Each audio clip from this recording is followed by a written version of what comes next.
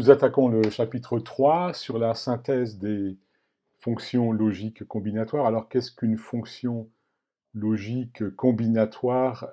C'est simplement des fonctions qui sont décrites par l'étape de vérité telles que nous les avons vues jusqu'ici.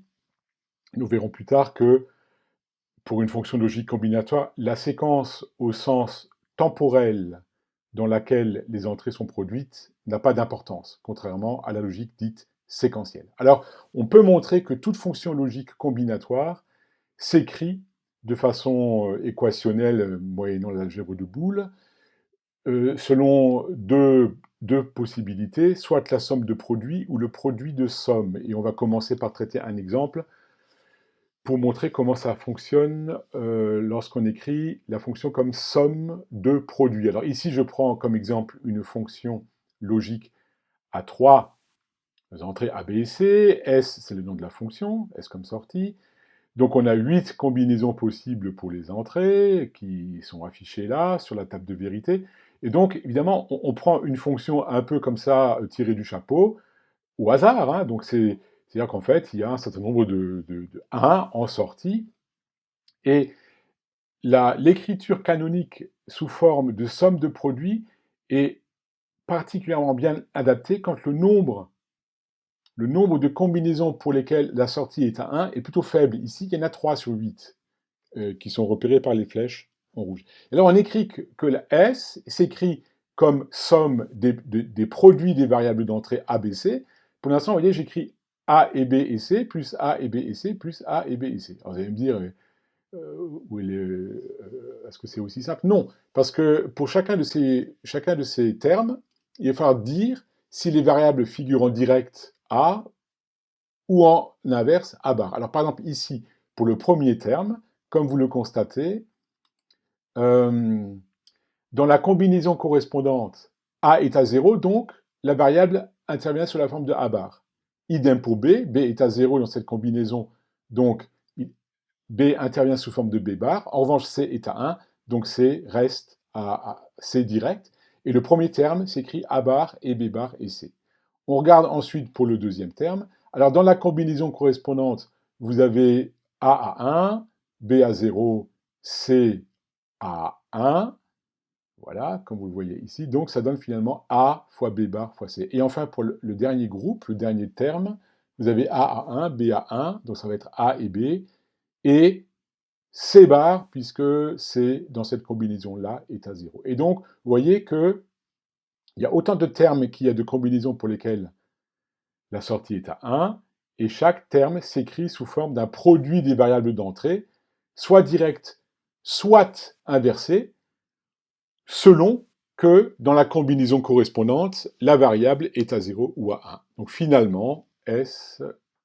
Après, oui, donc ici, on peut encore utiliser les propriétés de l'algèbre de Boole pour mettre A bar en facteur, pardon, B bar C en facteur, ça fait A bar plus A bar. Comme vous le savez, A bar plus A, facteur de B bar C. A bar plus A, ça fait 1, donc le A plus A bar se simplifie. Et finalement, vous avez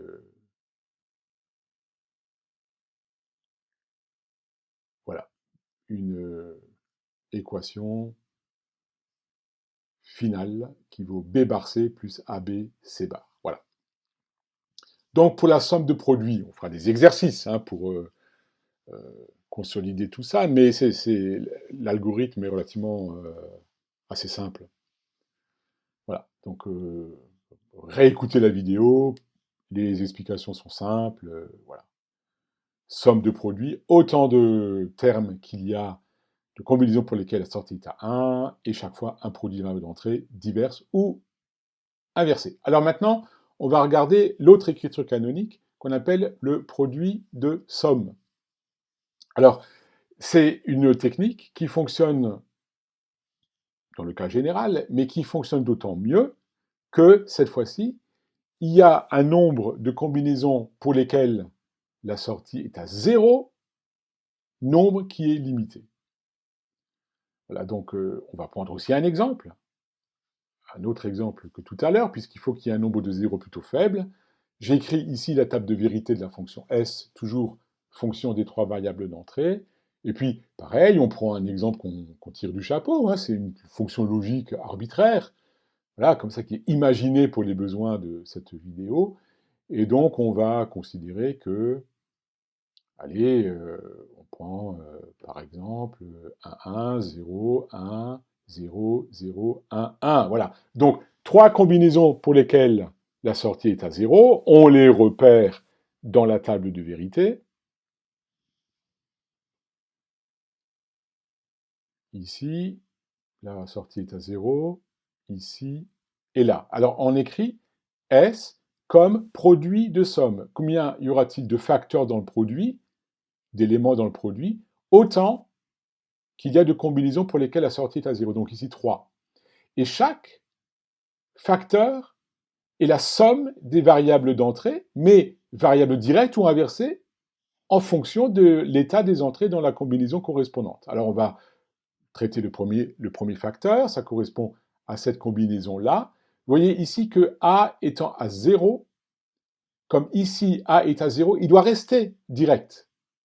C'est la logique inverse par rapport à la somme de produits. Ici, B est à 1, donc B apparaît sous forme de B bar, et C est à 0, donc C apparaît en direct. Pour le deuxième groupe, deuxième facteur, vous voyez que A est à 1, donc A apparaît sous forme de A bar, B et C restent directs puisque les entrées sont à 0 pour cette combinaison-là. Et enfin, pour le dernier facteur, la dernière combinaison, vous avez A qui est à 1, donc ça fait A bar, C qui est à 1, ça fait C bar, tandis que B est à 0 et reste sous forme directe. Voilà, donc vous avez un produit de somme. Le cas échéant, on peut développer pour essayer ensuite de simplifier avec les propriétés de l'algèbre de Boole, si possible.